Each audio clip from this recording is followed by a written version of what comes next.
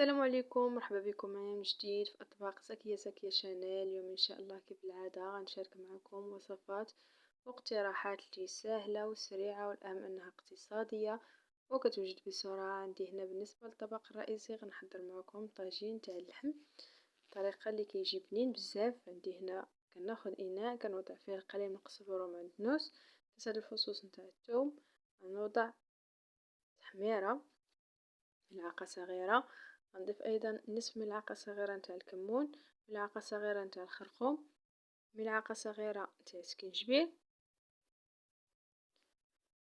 وغنضيف كذلك نصف ملعقة صغيرة نتاع القرفة، نصف ملعقة صغيرة نتاع قزبر يابس مدقوق، وغنضيف هنا واحد الملعقة كبيرة نتاع أو ربع يعني حامضة مصيرة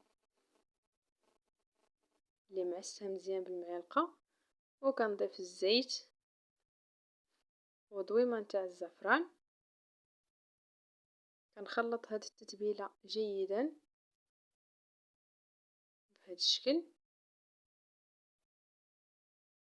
وهنا عندي طريفات نتاع اللحم، كميه كتبقى دائما على حسب الرغبه وعلى حسب افراد العائله اللي قطعتهم طريفات صغار باش يطيب ليا بسرعه. عندي هنا في الطاجين ديالي قطعت بصله اللي قطعتها مربعات وفرشتها في الاسفل. كنضيف القليل من الزيت ونستف اطراف اللحم بهذا الشكل هذا.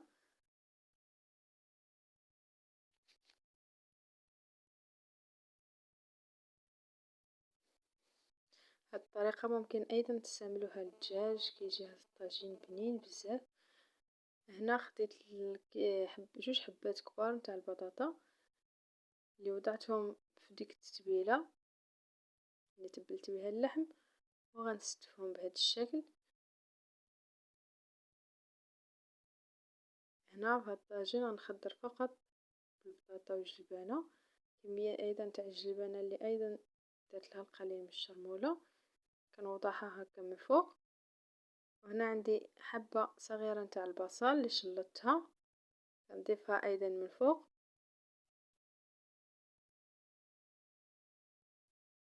وغنوضع القليل من الزبيب، حوالي نصف كأس نتاع الزبيب، غنرش فوق منه ملعقه صغيره نتاع السكر سنيده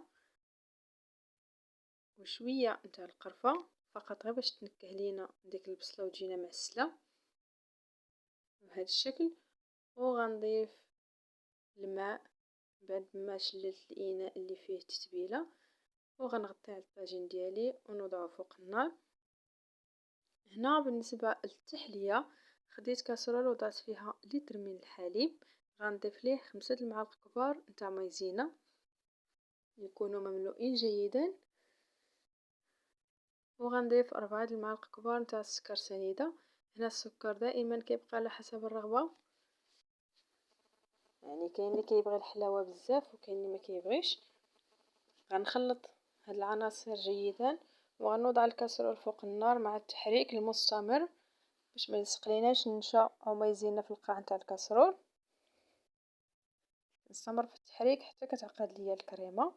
هنا هاد الكريمه هادي نضيفو فقط 5 المعالق كبار نتاع مايزينا، يعني ما بغيناش الكريمه تجينا عاقده بزاف، يعني الكريمه ديال التحليه خصها تكون خفيفه ما تكونش يعني عاقده بزاف بحال ديال الكيكات. هنا من بعد ما طفيت على الكاسرول كنضيف ليها 2 اكياس نتاع سكر فانيلا وكنخفق جيدا حتى كيذوب ليا داك السكر نتاع الفاني.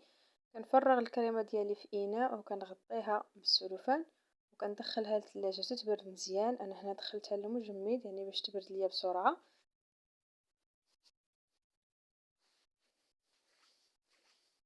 كنغطيو بالسلوفان باش ما ديرليناش ديك القشره يعني تيبس لينا من فوق. هنا من بعد ما بردت ليا الكريمه مزيان غنضيف ليها واحد الياغورت بنكهه الفاني، ممكن ايضا تضيفوا بنكهه الموز هي غيتواتى معها غيجي بنين. وغنخفق جيدا هاد الكريمه هادي باش نحصلوا على قوام اللي هو كريمي. الا ما عندكمش الطراب الكهربائي يعني خلطوها فقط بالطراب اليدوي بهذا الشكل.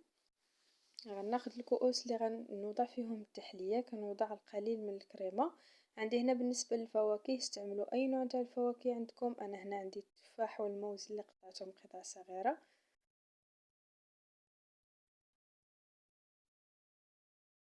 نوضعهم فوق الكريمة كطبقة بهذا الشكل، طبقة اولى.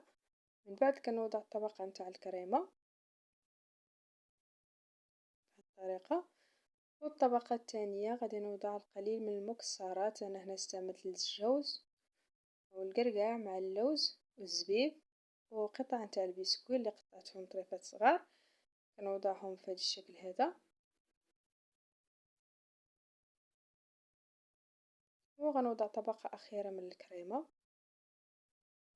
ممكن إلا ما توفرش عندكم المكسرات تستعملوا فقط الفواكه، كتجي بنينة بزاف هاد التحلية. بالنسبة للتزيين هنا وضعت يعني خطوط عشوائية من القليل من المربى نتاع الفراولة كان عندي، وغنتحرك فوق منها يعني بالملعقة باش نحصل على خطوط عشوائية بهذا الشكل هذا. فقط غنخلط شوية بالمعلقة،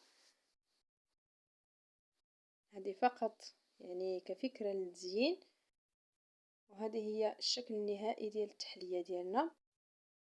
بالنسبة لاقتراح اليوم للعصير، هنا عندي كمية من الجزر اللي سلقتها، كنضيف ليها ملعقة كبيرة نتاع مركز الحامض، تفاحة وموزة، وكنضيف عليهم العصير نتاع البرتقال، وكنطحن العصير. هذا العصير كيجي بنين بزاف، اقتصادي، وكيعطينا كمية كتيرة. هذا هو الشكل نتاع العصير نتاع اليوم. بالنسبه للخطوره ديال العصير نتوما اللي كتحكموا فيها.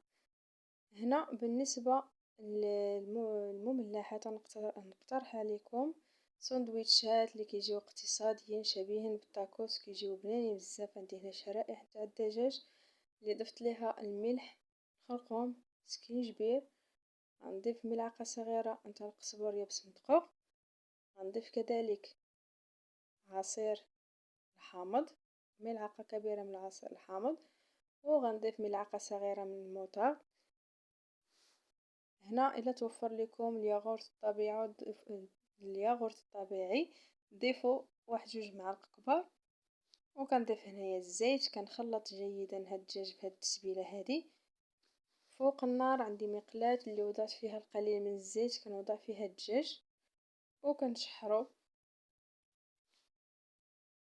هنا من الافضل انكم يعني تبلوا الدجاج ديالكم قبل باش يجيكم بنين ويشرب لكم مزيان ديك الشرموله. هنا غنضيف واحد جوج فصوص نتاع الثوم، انا نسيتهم في ملي كنت كندير التوابل، تفكرتهم وضفتهم في هذه المرحله. بعد ما تشحر لينا داك الصدر ديال الدجاج، يعني ما نخليوش يتحمر باش ما يجيناش ناشف، فقط يطيب ونحيدوه. هنا كناخذ الخبز نتاع التورتيلا وكندهن فيه القليل من المايونيز، كنوضع شويه نتاع الخس والقليل من البطاطا، كنضيف فوق منهم اللحم ونضيف الجبن. انا هنا استعمل الجبن الساندويتشات، ممكن تستعملوا اي نوع تاع الجبن عندكم. وكنطوي الساندويتشات ديالي بهذا الشكل وكنوضعهم جانبا. هنا بالنسبه يعني المايونيز ممكن تعوضوها بلا صوص غيان اللي عندكم، او الكيتشوب، ممكن تخلطوا المايونيز مع الكيتشوب، يعني اللي متوفر لكم. الصلصه فقط غير باش تعطينا يعني ترطب لينا الساندويتش بهذا الشكل. كنستمر بنفس الطريقه حتى كنكمل الكميه اللي عندي.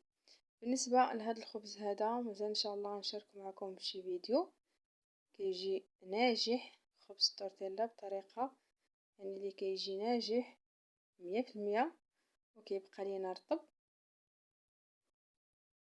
مع طريقه الاحتفاظ. هنا من بعد ما كملت كاع الساندويتشات ديالي وضعتهم في هذه الآلة يعني باش يذهبوا ليا وياخذوا اللون الذهبي ويذوب لينا داك الفرماج. ممكن فقط توضعوهم في مقلاة تكون سخونه مزيان وتدهنوها بالقليل من الزبده، توضعوا فيها الساندويتشات ديالكم باش يذوب داك الفرماج. هذا هو الشكل النهائي نتاعهم،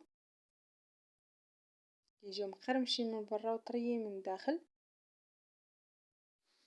والمذاق ديالهم كيجي بنين.